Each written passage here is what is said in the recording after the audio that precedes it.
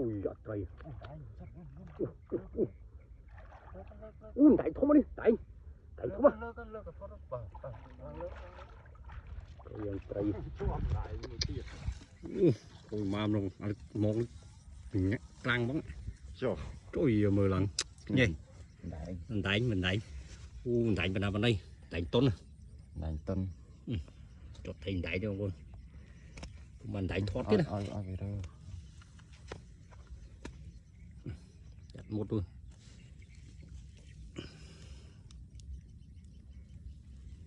hiện tại cho luôn trời mòn đọc thêm mấy cái mình tia như này tam nở đi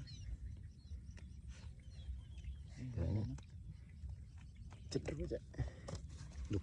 chặt đã hết tinh chỗ là muối anh đại lạc kêu chiêm đó nghĩ chẳng chỗ là lúc chuyện mà bạn ấy cắt này ok